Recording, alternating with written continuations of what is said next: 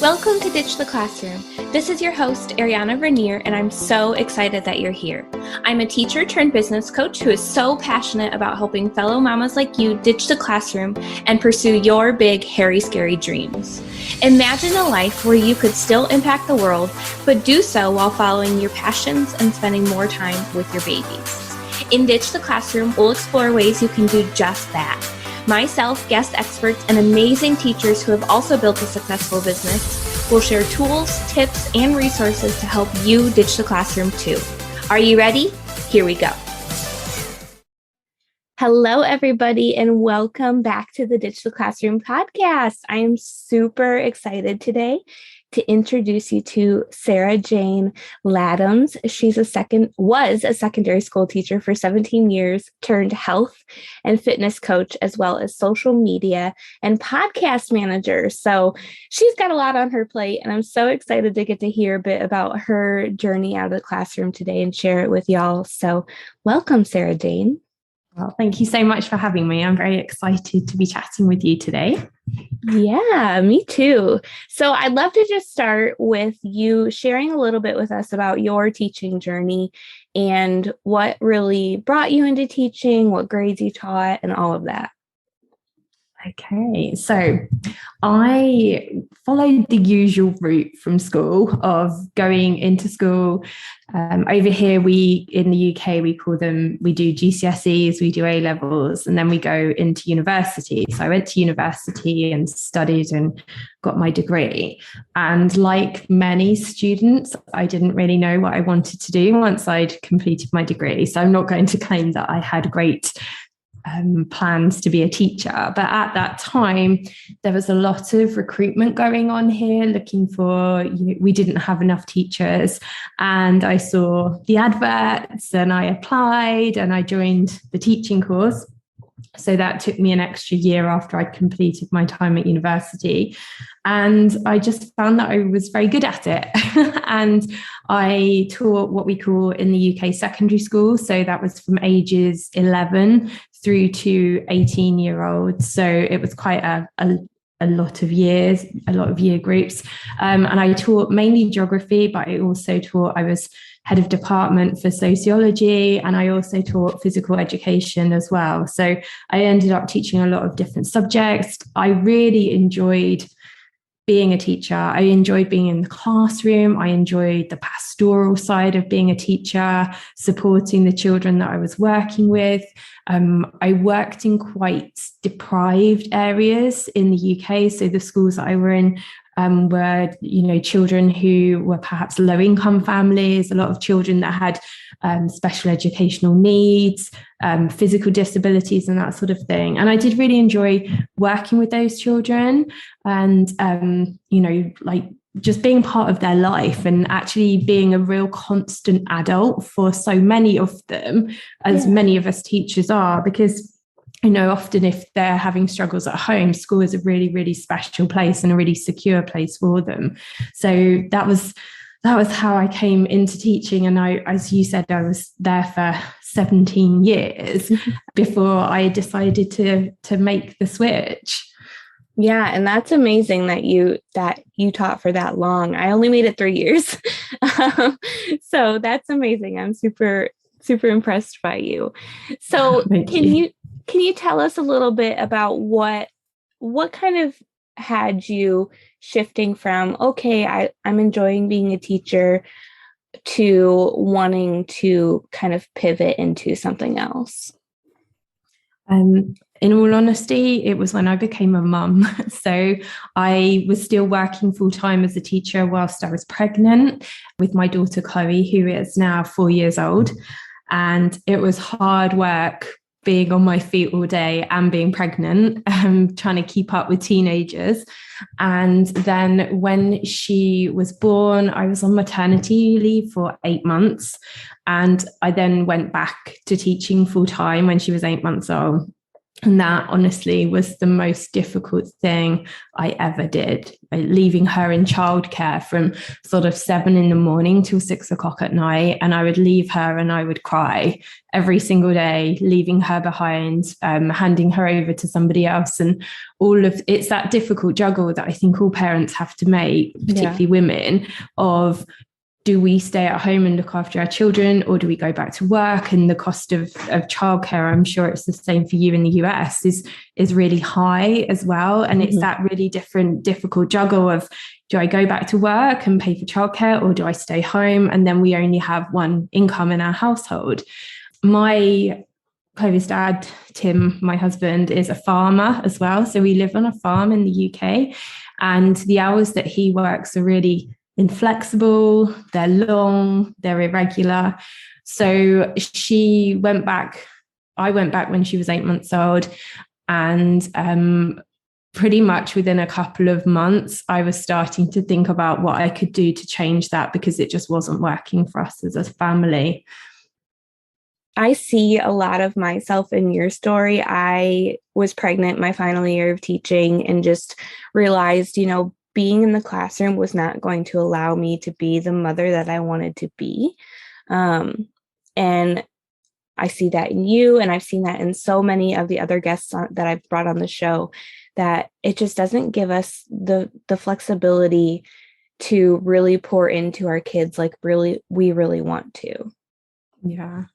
And we spend so much of our time and energy as teachers pouring into other children. And I just didn't have that energy when I came home to be the present mum that I wanted to be for my daughter. Yeah, same. So can you just share with us a little bit about, like, once you made that decision that, okay, this is not where I'm meant to be anymore, can you share a little bit about that journey from deciding to leave to where you are now? Yeah. So it wasn't just I'm going to leave and pack my bags and off I go. I'm quite a planner. So I wanted to put a plan in place. So I approached my school and I said, because I'd been teaching in my school for a long time, and they did really value me as a teacher. So I was quite fortunate. My head teacher said to me that I could go part-time. So I actually went part-time for a year. So I was working 3 days a week.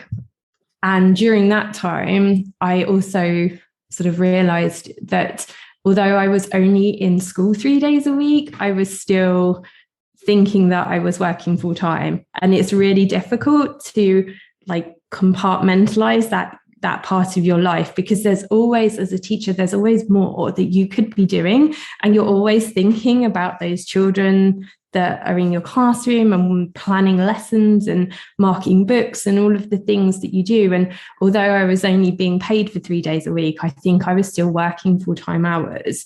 And I was starting to think to myself, okay, so what can I do to take the skills that I have as a teacher and then turn them into something that I can, make a job out of?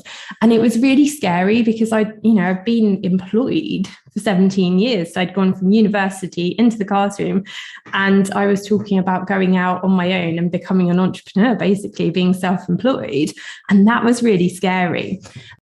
But I think one of the great things that you learn as a teacher is that actually you can handle most things. If you can be in a classroom with all of these, certainly with the children that I was teaching, I thought, well, if I can do that, then I can probably achieve anything that I actually want to. So I was thinking about the skills I had. The obvious one for me that was transferable was my love of sport, my love of physical education. So whilst I was still teaching, I embarked on some extra qualifications, and I studied in the evenings, at the weekends, to get my qualification, so that I was a personal trainer, and I was also a nutrition coach. And I started to, once I got those qualifications, whilst I was still working, I was sort of gradually making that transition to getting myself up and running as a business whilst being a teacher, and looking after my daughter, who was still really young, and starting to get some clients, starting to build a reputation in the community. so that I then got my business to a point where I felt that I wasn't matching my part-time teacher salary, but it was enough to cover the bills and things that my salary was paying for. And it was going to give me more flexibility so that I could be there with my daughter more. That's amazing. There's so many of my listeners that are, trying to start this as a side hustle, whatever they're wanting to make full time, whether it's becoming a virtual assistant, becoming a health and fitness coach, whatever they're wanting to do. A lot of them are starting this as a side hustle while still teaching. And so hearing how you've been able to do this as a mom and a teacher and starting your own business, that's just amazing. So I would love if you could just share with us some of your top tips for kind of juggling it all. I think one of the great things that we have to our advantage as teachers is that many of us are very organized. We're very good at planning ahead. We're very good at blocking out time, because if we are lesson planning, we're putting time into certain parts of a lesson or a topic in a class. So we're very, very good at doing that. One of the other things that I used, that I was discovering whilst I was training to be a personal trainer at the time, was I was learning all about cycle syncing. And I know that you guys over in the US are a bit more ahead of the game with it than we are here in the UK. But cycle syncing ultimately is about knowing what's going on with your body, knowing what's going on with your menstrual cycle, and using your hormones to your advantage. So there are certain activities and work that you can be doing within your business at certain times of the month to get the most out of the time that you have so that you can be more productive. And that was something that really helped me to get my calendar organized so that I wasn't feeling overwhelmed. So I could look at my calendar and say, okay, well, I know that at certain times of the month, I'm going to have more energy. So this is the time where I'm going to be pushing maybe to learn more for my exams, or this is the time where I'm going to be looking to promote myself more to try and find more personal training clients. And I will add into this here as well, is that this was all going on pre-COVID, and I was building up my business, and I'd got my business to a point where I left teaching, and then I had my business for 2 months before COVID hit. And as a personal trainer here in the UK, that was ultimately the end of my business for about 8 months. And I won't lie, it was devastating, absolutely devastating, because I'd left a 17-year career, built up a business, and then the pandemic just it all sort of crumbled down in front of me. So with everything that I'd learned, I actually made a massive pivot, and I ended up kind of teaching myself a new career. And that was where I started to learn how to become a virtual assistant. So I'd kind of taken a massive full circle, and yeah, it was quite a challenging point at the start of COVID, that's for sure.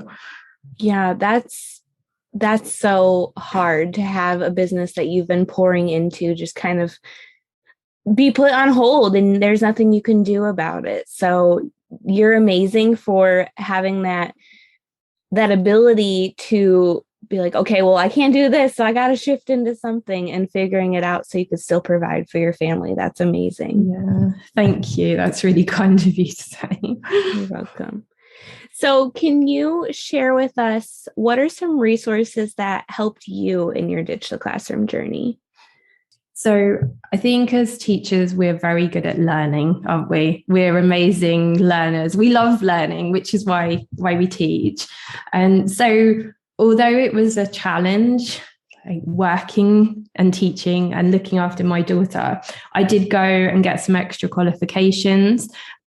Although it was hard work and it was time consuming, I actually did really enjoy it. I was interested in the subject that I was learning about. And I think because we teach, we know how to learn as well. So I found that actually, although it took time, and again, it was the cycle syncing that helped me to put that into place in my calendar when I was going to be doing that learning, so that I could get those extra qualifications. And then also the university of Google, as I call it, where I just taught myself, particularly when it came to having to do the pivot and to do the virtual assistant work. It was my friend who had a marketing agency, and her business was really growing at the time because a lot of people were looking for marketing help to try and change the way things were being done. And she sort of said to me, I know you're not a virtual assistant, but you're pretty organized and you're good on a computer. Can you help me to do X, Y, and Z? And I was like, okay. And there was loads of things that I didn't know how to do or, how to go about doing it. So Google, I spent hours on Google trying to figure stuff out, as we do. And then I think going back to our skills as teachers, I think we have so many. And you were saying earlier about, people who are thinking about, having a side hustle so that they can leave the classroom. I think we're really lucky because although we probably don't give ourselves credit for the skills that we have, our skills are massive. We're great learners. We're great at organizing. We're really good at being around people as well and supporting people. It's just, I think you've got to really give yourself some credit and think, you're actually really, there are so many skills that we have that you can tap into if you are thinking of moving out of the classroom. And that was one thing that I did, was I really did take a step back and think, okay, what skills do I have? Where can I put those skills into a different context? Yeah. I'm so glad that you brought that up, because I am saying all the time to the listeners that you don't have to know how to do something 100% before you start doing it. We're teachers. We get stuff thrown on our plates all the time that we have no clue what we're doing. We have a student we don't know how to help, and we got to figure it out. We have a new lesson plan we're expected to teach, and we figure it out on the fly. And that's one of our biggest talents, and that can definitely be applied to starting your own business. Yeah, I love that you say that. I mean, if you think about it, how many times have you walked into a classroom with a perfectly planned out lesson thinking, yeah, this is what I'm going to do, and something else happens and you have to throw the whole thing out the window and just do something completely different. And I think, I don't know if you were the same, but I did my degree in geography, but I learned a whole different subject to teach my students through until they were 18 and they were going on to university. So we are so good at learning and then being able to share that and put those skills into different places. Yes, absolutely. And the fact that you said using Google University, that's what I'm all about too. You can figure out anything you want to on Google. I personally do website design, and so anything website design related, I taught myself watching YouTube, and it's something that brings me so much passion, and you can go find so many tutorials for how to do it. So yes, I love that. Awesome. So I would love to ask you this question that I ask on every episode. And it's, if someone wanted to start their Ditch the Classroom journey, but they just felt too overwhelmed, what would you tell them? I think the first thing you need to think about is why you want to leave. What is your motivation? Because for me, my motivation was so obvious that crying every single day when I was leaving my daughter at childcare.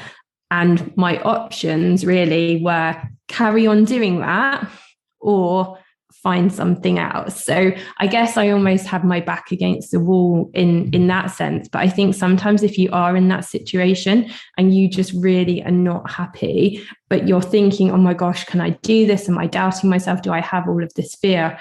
Well, what's worse? I know it sounds really awful, but which is going to be worse? And for me, the worst thought was to carry on leaving my daughter. And I definitely am not somebody who would be like, right, okay, I'm going to leave my job and just walk straight out away from my responsibilities. And I think if you know why you want to do it, and then you start putting a plan in place, and it doesn't happen overnight. Mine took me a year to get to a point where I was doing the two and then my personal training, and I'm doing this up and down thing with my hand like I'm on a scale, where I got my personal training business to a point where it was consistent and I felt comfortable that I wasn't going to be putting the sole financial responsibility of our family onto my husband, because I wanted to have some financial independence. I didn't want to completely rely on him. So it really was about having a plan in place and then getting that plan to a point where you feel that you're ready, that you can take the step away from the classroom. So maybe don't put pressure on yourself to have it done in like 3 months. Be prepared for it to take a year, 18 months for you to make that slow transition. And then that probably won't feel quite so overwhelming as thinking, I've got to get somewhere within 3 months. Yes, I agree 100%. And I think I just had a guest on recently, and she said a quote that just blew my mind. And I'm probably going to butcher it, but it's something like, do you want this to be day one, or do you want to keep saying one day? So do you want to say one day I'm going to ditch the classroom and I'm going to figure that out someday? Or do you want this to be day one of taking that first step? And like you said, it's not going to happen overnight, but just taking those little steps that's going to compound over time. Yeah, absolutely. So I would love it if you could share your resources that you have that you think would be helpful for someone who wants to ditch the classroom. Oh, thank you so much. It's been a real pleasure chatting with you today as well. So I, like you, have a podcast, and that was something that I learned through the University of Google, how to do a podcast, as we do.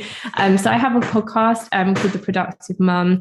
I share a lot of sort of self-care, productivity advice for women who are like perhaps working full-time with a side hustle, how to manage your time. And the main thing that I talk about is about your health and your wellness, because if you're working as a teacher and then you're also putting a lot of energy into trying to build this business so that you can leave teaching, you've got to look after yourself, because otherwise your health is going to suffer. There's a lot of work going on to do all of that, a lot of energy. So you've got to look after yourself. And if you are a parent as well, you've got the added responsibility of looking after small people. So on the podcast, I share a lot of health and wellness advice, and it is mostly based around cycle syncing. So how you can eat the right foods at certain times of the month to support your body,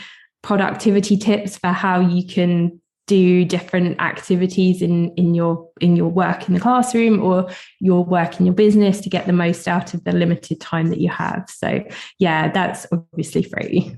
I absolutely love that. And I think that my listeners are going to as well, because you can't pour from an empty cup. So we need to keep our cup full to be able to pour into our students' lives, our kids' lives, our business, everything. So I know that they are going to find that your podcast so helpful, and I will have that linked in the show notes for everybody listening. Thank you very much. Yeah. Where can people come and connect with you? So I am on Instagram at The Productive Fit Mum. I will be honest with you, the best place to find me is the podcast. I'm not that great. I use social media, but I find it can be a real rabbit hole for me. So I don't tend to get too focused on my DMs because there's too many other things going on and I can get lost in social media. So the podcast is a great place to find me. My email address and everything is linked in the podcast. And if anyone ever wants to ask me a question, they're more than happy. I love getting emails and hearing from people. So yeah, thank you. Perfect. Well, thank you so much again for coming on today. It has been such a pleasure, and I cannot wait for my listeners to get to hear your story and just be inspired to just take that first step. That's all you can do. Yeah, thank you very much. It's been a real pleasure chatting with you today. You're welcome. All right, everybody. I hope you loved this episode. Make sure to go connect with Sara-Jane and show her some love for coming on the show. Leave a review on both of our podcasts. It helps us grow so much. You guys have no idea how much we appreciate it. I love you guys so much, and we will see you next week. Thanks so much for hanging out with me today. Before you go, make sure you take a minute to subscribe to the show, leave a rating and review, and check out the show notes for a free gift to help you ditch the classroom.